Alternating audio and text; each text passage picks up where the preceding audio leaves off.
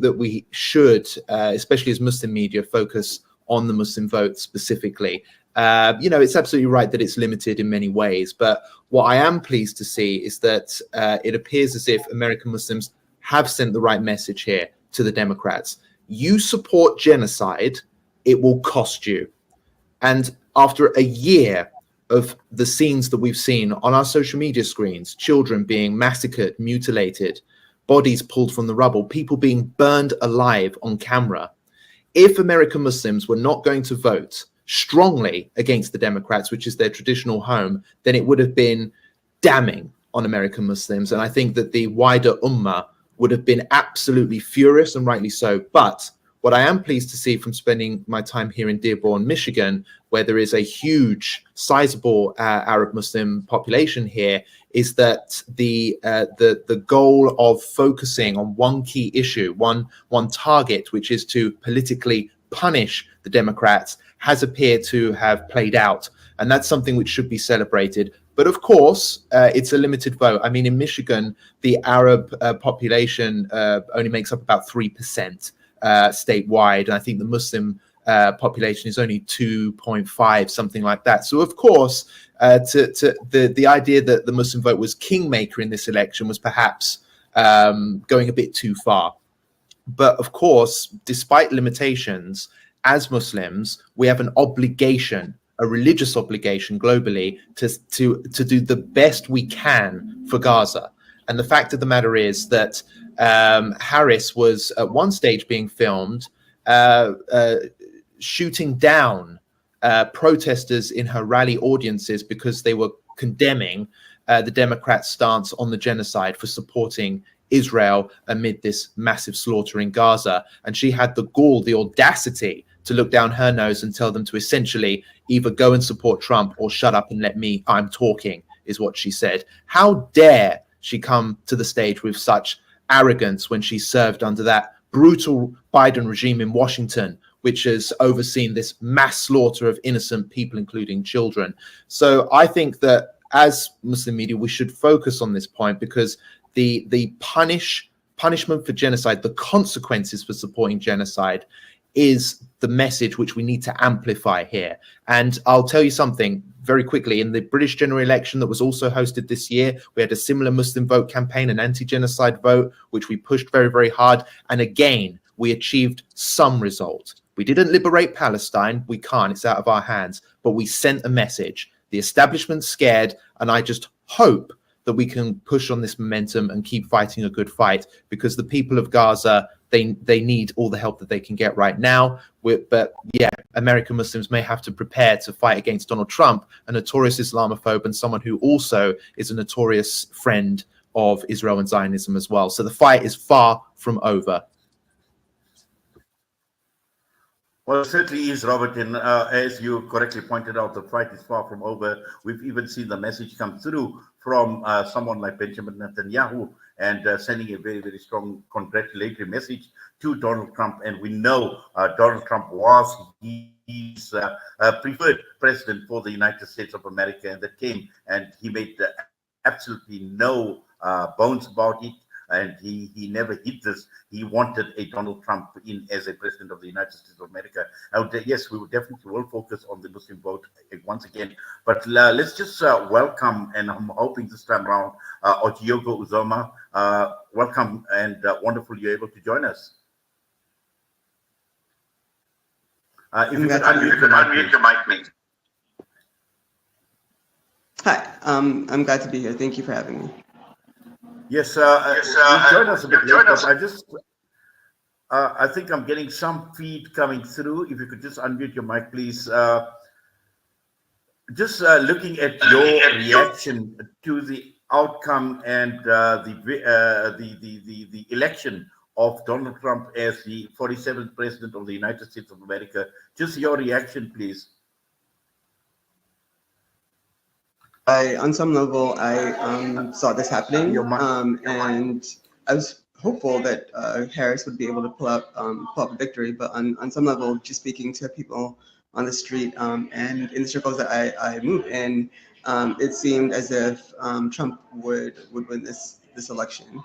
So I'm not surprised. I think compared to the 2016 victory, where it was kind of like shocking, and a lot of people had to kind of reevaluate their political positions and kind of where they were situated in terms of challenging the political leadership.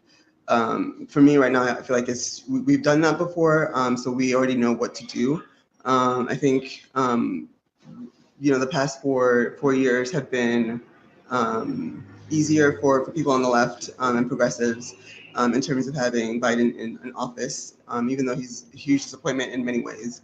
But I think that the challenge of Trump is something that folks who have been doing this work are used to, and I think we have the tools and have been ramping up to face this moment.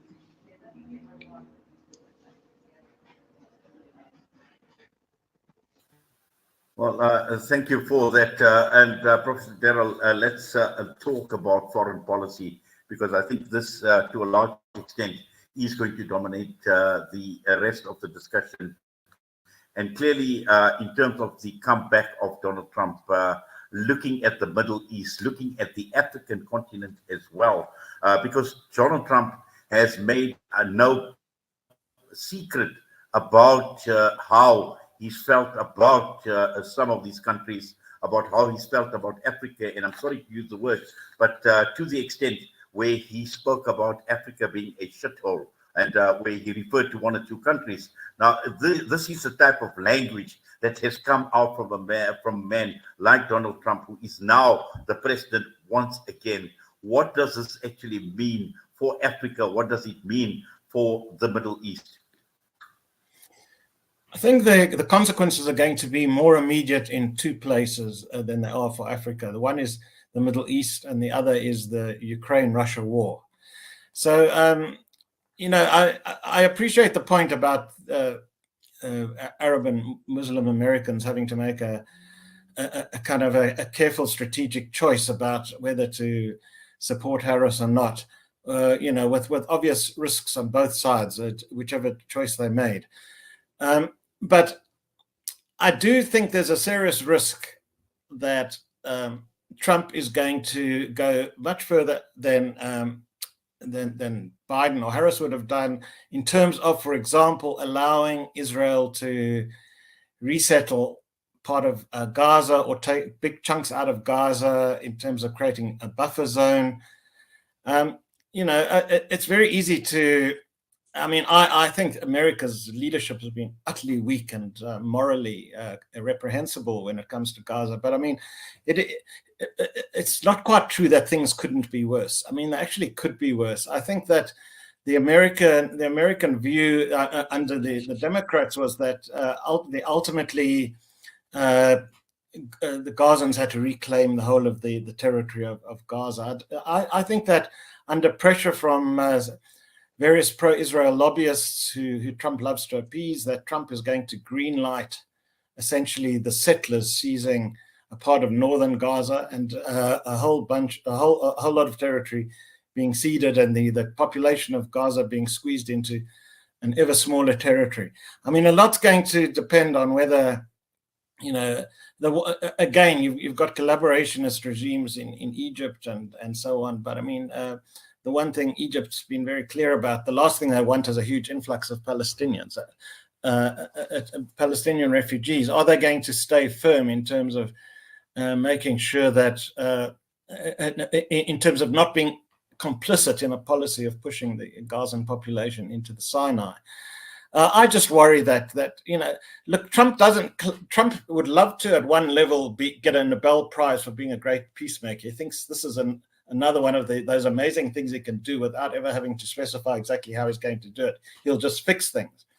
I don't think he particularly likes war. I don't think I think if we could fight medieval type wars where the winners could walk off with the spoils, then he'd support war. But I think what he basically thinks is America expends a lot of blood and treasure on wars for other people, and basically gets to that extent screwed by other people. So he doesn't like wars, but there's a significant part of his base that's going to push hard for greenlighting the annexation of West Bank and Gaza, and that's going to push hard for a war against Iran. While it's possible that the Arab and Muslim voters have demonstrated that they can't be ignored, there's also the question about whether the Palestinians are going to be able to survive 4 years of the Trump administration. This is a very difficult situation there.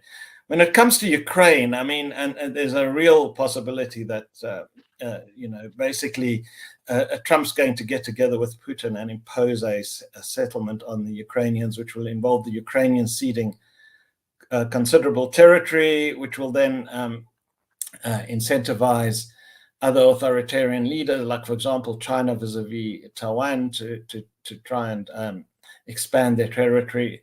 So I think those are the most immediate risks that I see associated with the Trump administration. To be honest, when it comes to Africa, I think Africa is not on Trump's radar screen. Even when he was talking about shithole countries, he was mainly thinking about countries as sources of immigration into the United States. He doesn't really care what happens in these so-called shithole countries. He just doesn't want the people from those countries coming into the United States, which is part of his general racism. Trump would have no problem with immigration if they were all lily white immigrants from Norway. We are here in the middle of a Zahra neighborhood. The whole neighborhood is already destroyed. More than 17 towers are down.